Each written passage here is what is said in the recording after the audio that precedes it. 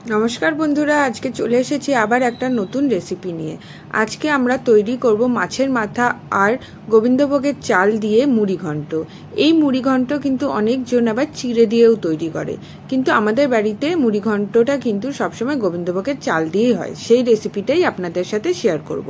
আর এর মধ্যে কি কি লাগবে যখন আমি তৈরি করব আপনাদের এক এক করে বলতে থাকবো। প্রথমে কড়াইতে তেল নিয়ে তেলটা গরম হয়ে গেলে মাছের মাথাগুলো আমি এর মধ্যে দিয়ে দেবো। এই রেসিপিটা কিন্তু কাতলা মাছ বা রুই মাছের মাথা দিয়েই তৈরি হয়।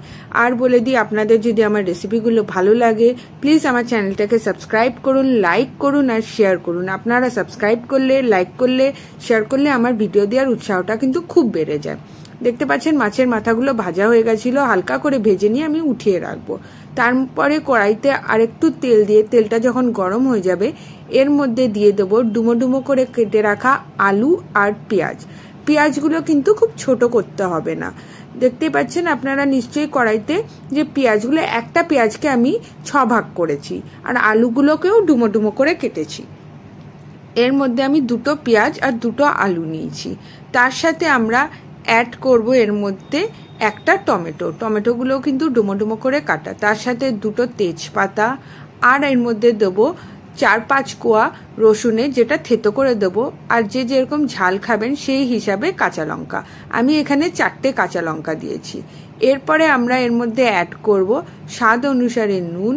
নুন দেওয়ার পরে আমরা এর মধ্যে দেব হলুদ।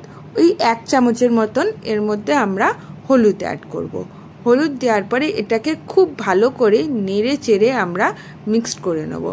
এটাকে কিন্তু খুব একটা লাল লাল করে ভাজতে হবে না, জাস্ট মশলাগুলোর কাঁচা গন্ধটাই যাতে চলে যায় সেরকম করে হালকা আমরা নেড়ে চেড়ে এটাকে ভেজে নেব। দেখতেই পাচ্ছেন আপনারা যে আমার মা কিরকমভাবে এটাকে ভেজে নিচ্ছে। এরপরে আমরা এর মধ্যে অ্যাড করব চালটা। আচ্ছা, চালটা যেই কাপে নেবেন সেই কাপ মেপেই কিন্তু আপনারা জল দেবেন। এখানে আমি 8 কাপের মতন, চায়ের কাপের 8 কাপের মতন চাল অ্যাড করেছি, গোবিন্দভোগের চাল।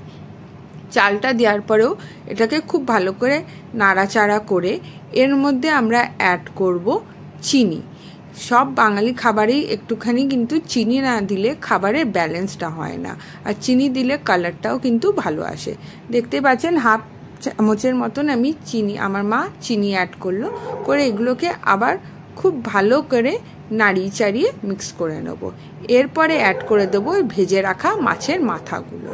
মাছের মাথাগুলো দিয়ে আর একবার এটাকে নেড়ে চেড়ে একটু হালকা ভেজে নিয়ে এর মধ্যে আমরা অ্যাড করব জল। জলটা কতটা অ্যাড করবেন, যেই কাপে আপনারা চাল মেপে নেবেন সেই কাপেরই আপনারা 3 থেকে 4 কাপের মতন জল অ্যাড করবেন। এমনভাবে জলটা অ্যাড করবেন যাতে এই যে চালগুলো দেওয়া হয়েছে, গোবিন্দভোগের চাল যেহেতু খুব তাড়াতাড়ি সেদ্ধ হয়ে যায়, সেই গোবিন্দভোগের চালটাও সেদ্ধ হয়ে যায়, আলুগুলোও সেদ্ধ হয়ে যায়, কিন্তু খুব বেশি এটা একদমই ঝোল ঝোল হয় না, মাখা মাখা হয়। আমার মায়ের আন্দাজ আছে তাই আর কাপ মেপে দিল না। মারা তো রান্না করতে করতে অভ্যস্ত, আপনারা জানেনই, তো মা আন্দাজেই জলটা দিয়েছে। আপনারা যেই কাপে মেপে চালটা দেবেন সেই কাপ মেপেই কিন্তু জলটা দেবেন। আর মাঝে একবার চালটা টিপে দেখে নেবেন সেদ্ধ হয়েছে কিনা। যদি সেদ্ধ না হয়ে থাকে তাহলে একটুখানি গরম জল আপনারা অ্যাড করতে পারেন। দেখতে পাচ্ছেন এটা যখন ফুটে উঠলো আমার মা ঢাকা দিয়ে দিল। ঢাকা ওঠানোর পরে দেখুন কি সুন্দর এটা মাখা মাখা হয়েছে। এই সময় কিন্তু মাছের মাথাগুলো একটু ভেঙে ভেঙে দিতে হবে। মাছের মাথাগুলো একটু ভেঙে ভেঙে না দিলে কিন্তু স্বাদটা অতটা ভালো আসে না। তারপরে এর মধ্যে অ্যাড করব আমরা ঘি। 1.5 চামচের মতন এটার মধ্যে অ্যাড করব আমরা ঘি। ঘিটাই হলো এই রান্নাটার সব থেকে ইম্পর্টেন্ট জিনিস। ঘিটা দেওয়ার পরে এর স্বাদটা আর গন্ধটা কিন্তু খুব সুন্দর হয়। যেহেতু গোবিন্দভোগের চাল ইউজ করেছি, গোবিন্দভোগের চালের সাথে ঘিটা কিন্তু খুব দুর্দান্ত যায়। দেখছেন কিরকম ভাজা ভাজা হয়ে গেছে। এরকম ভাজা ভাজা যখন হয়ে যাবে আর চালগুলো টিপে দেখে নেবেন সেদ্ধ হয়েছে কিনা, এই সময় কিন্তু আমরা এটাকে নামিয়ে নেব। চালগুলো খুব ভালোভাবে সেদ্ধ হয়ে গেছে, আলুটাও সেদ্ধ হয়ে গেছে। এই টাইমেই কিন্তু এই দেখুন আমার মা গ্যাসটা বন্ধ করে দিল আর এটাকে আমরা নামিয়ে দেব। খুব ইজিলি এটা তৈরি হয়ে যায় আর খেতে কিন্তু দুর্দান্ত হয়। মাছের মাথা, ঘি আর গোবিন্দভোগের চাল যেহেতু, জিনিসটা কিন্তু দুর্দান্ত হয় খেতে। আপনারা একবারে বাড়িতে বানিয়ে খাবেন, দেখবেন দুর্দান্ত লাগবে খেতে।